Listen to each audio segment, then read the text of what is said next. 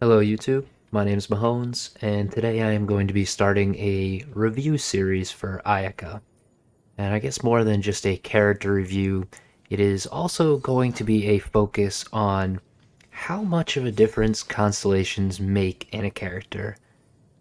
So the premise here is we've got Ayaka at level 80. I'll go over exactly what she has on as gear in a moment. She'll be Constellation 0 to start. Talents will be at 6, 6, and 8. I feel like the ultimate is her strongest ability and what I would invest most heavily into, so that is what I've done. And I feel like that's typically what you would do in this game. You typically pick one ability that's the strongest here and invest in that a little bit heavier than the others. So we've got 6, 6, 8. Um, we are going to do a C0 run, a C2 run, a C4 run, and a C6 run. We will be doing the front side of floor 12 of the Abyss. We will keep the exact same team comp the entire time. Everyone will have the exact same gear throughout. And as a baseline, I don't feel like the Ayaka is. This particular my Ayaka isn't set up to be crazy, crazy strong. Overall, I would say Ayaka is a very strong character, and she's probably Hu Tao or Zhao level strength. Maybe not Guan Yu, but very, very close in my opinion. And once she has max constellations, she could be stronger overall, I would say. But that, I guess, is also kind of what we're here to see. So I've got her with the Jade Cutter. This is primarily for the crit rate. We're not going to get a lot out of the passive because we're level 80 and we don't have a lot of HP rolls going. So the artifact set, we've just got a 2-piece Blizzard, 2-piece Noblesse. I don't think this is optimized, but I think it is a very flexible set for her. And none of the artifacts are anything crazy. I think these are all obtainable for people who have played the game for a significant amount of time, like myself. None of the crit damages are over 20%. They are very mediocre, slightly above average pieces here. So this is the set we will be using the entire time on her throughout, other than the finale, which I'll talk about here in a minute. So here are her stats. Again, I talked about crit rate. I want to keep this consistent throughout because I think that is going to be important here. So with Cryo Resonance and being a perma-freeze comp, she essentially will have a 100% crit rate at all times, which would be nice for, again, consistency purposes. The team is really just a variation of what commonly people call the Morgana comp, where this would be switched out for Venti, and this would be switched out for Ganyu. Your healer, as well as your cryo battery, is Diona. Mona is there for her hydro, and specifically her ultimate, making enemies take more damage. Your Kazuha is here to reduce enemy resistances to cryo to start, and then typically you want him to ult Hydro Element so that Ayaka can constantly freeze everything inside. And the caveat with Ayaka and her ultimate, in my opinion, is that it is probably the strongest single hitting ability by itself in the entire game. But it hits over a 5-second span, and it's a relatively small area for ultimate ability's sake, we'll say. So any enemy that moves around a lot or is smaller, you're gonna have trouble making all of the hits from the ult connect. And that's why I think crowd control is so important and why I've decided to go on a perma-freeze comp with her rather than any type of melt comp. Overall, I think this is going to be a more consistent team, that you'll have overall better results for most people. Speedrunning stuff, I'm almost positive they will set it up for melt. But this is the comp we're going to be running the entire time. I specifically toned down the supports slightly from what they could be, For example, I didn't want to build a ton of elemental mastery so that I was giving huge boost to Ayaka. I didn't want to have Mona's ult hitting for crazy amounts of damage. Diona, she's got nothing special going. She's just a battery here. She doesn't really do much damage anyway. But more than just a review for how Ayaka is, this is to see the progression of constellations in Genshin and see how much impact they have on a character and how strong they are. I think Ayaka is very good for this because personally I believe she has some of the best synergy between all of her constellations, making her probably one of the strongest C6s in the game. And the reason I think that, obviously we'll get to see it a little bit more with the test here. I haven't actually played her at higher constellations, so we'll get to see if my opinion changes by the end. But her Constellation 2 gives you a very significant boost to her ultimate ability, which is already very strong. Especially for bigger targets, this is going to make a significant difference. Her C4 is going to make enemies take significantly more damage, specifically from your ultimate.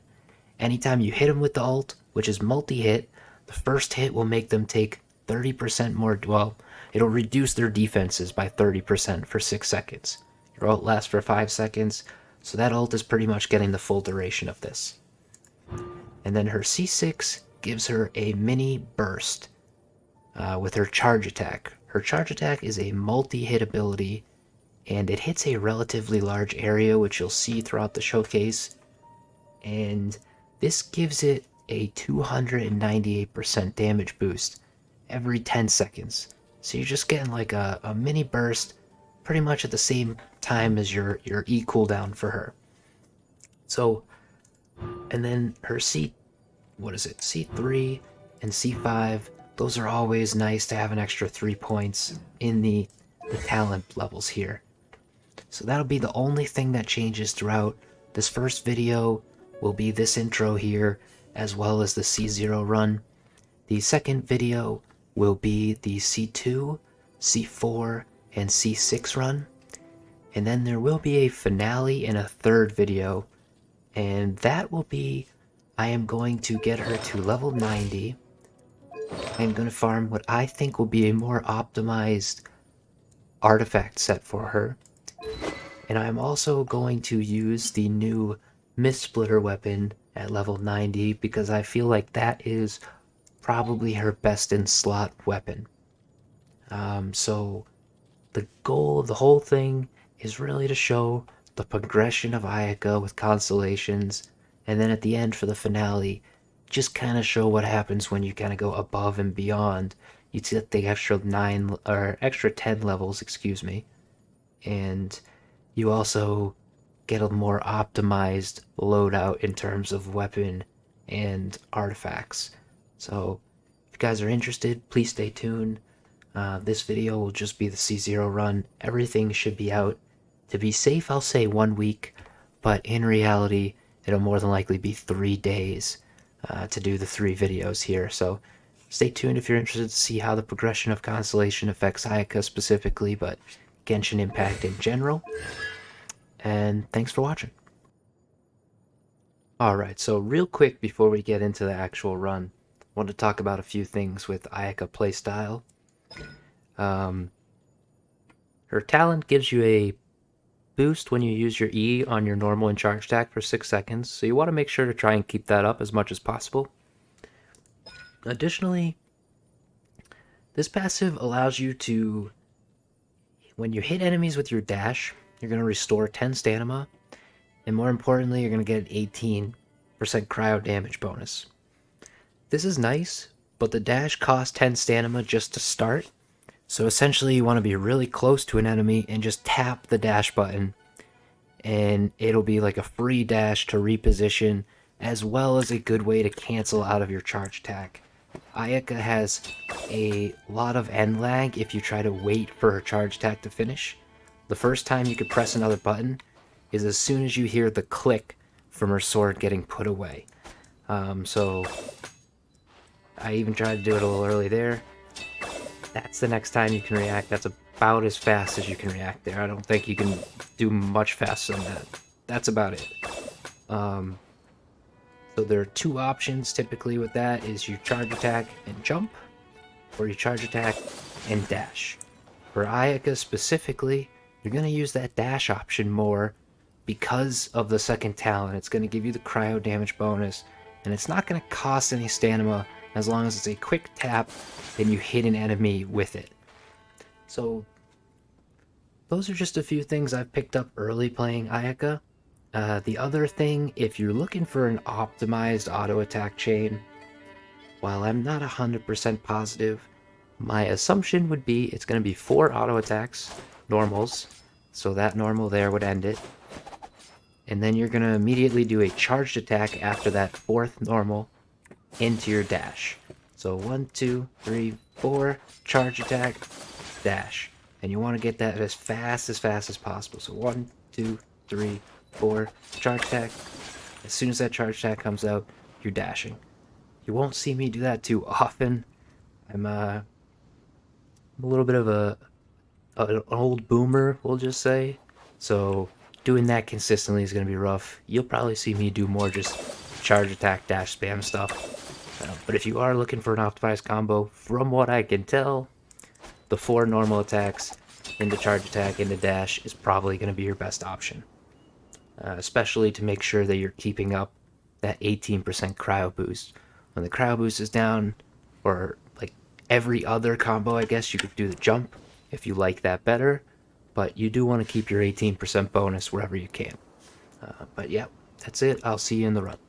Alright, so as I was talking about in the earlier portion of the video, Ayaka's ult doesn't cover the largest area, so what we're gonna do here is wait until we can get them to jump on top of us to be right on top of each other, then try to get them frozen at that point in time, and really go to town from there and burst out as much DPS as we can while they're as close together as possible.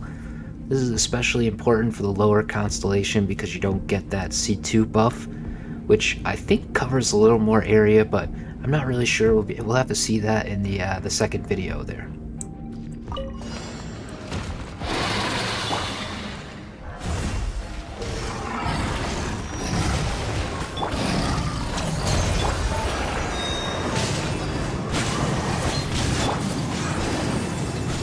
See if we can hit them both. Looks like we did. That is perfect. Kept them right on top of each other, killed the one, and boom, we're done. Perfect. Alright, so now we're on 12-2 here. And this is where Kazuo makes a big difference by being able to crowd control these enemies and bring them closer to us, so that'll play a major role here. Another test subject. That tingle?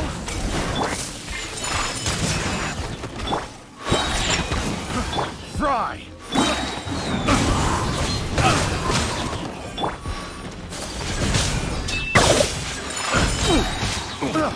Come again.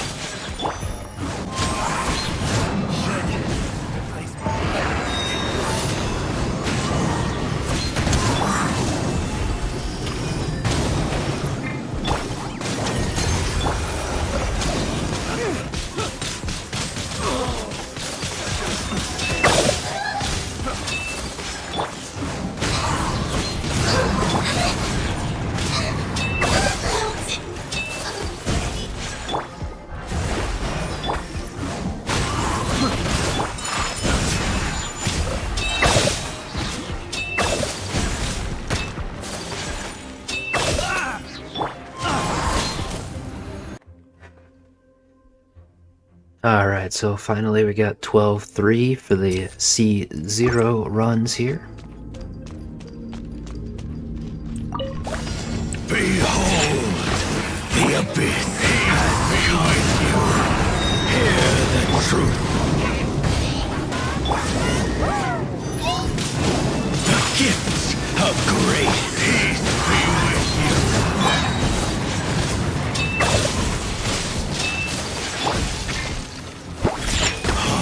The light shines. My holy proclamation. set you free. The power of revelation. Grace be upon you. Hear ye the words of joy.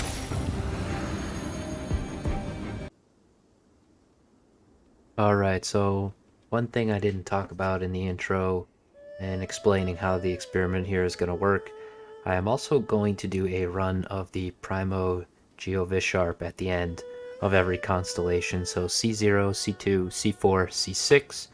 There will be additional footage versus this guy right here.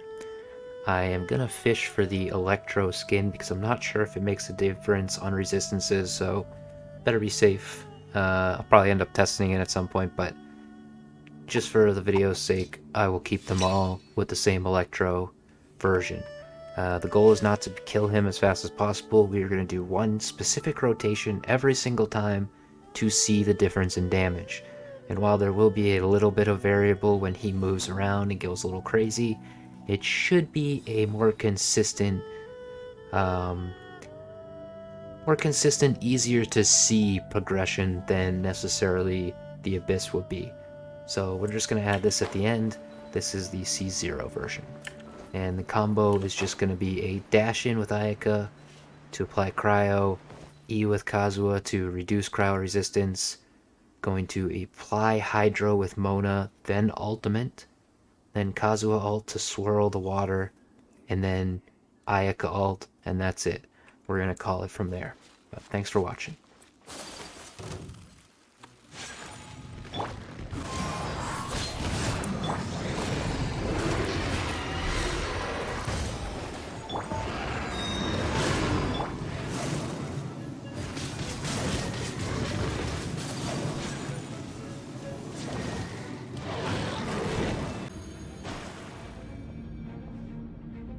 Alright, so throwing a little bonus in for the C0.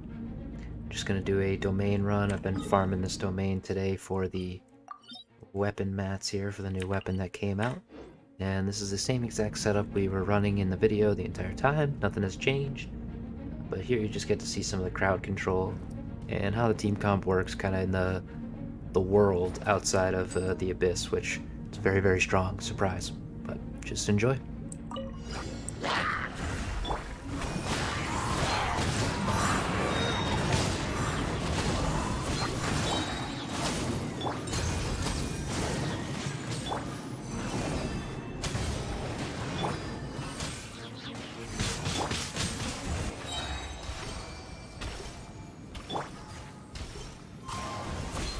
And then, if you really need to, Kazuha, using his E ability right after you use a Ayaka ult, very good to bring enemies in to get hit by it. Seems to be a very strong combo. That's it for this one. Thank you, and stay tuned for the C2 through C6 runs coming up later this week. Have a good day.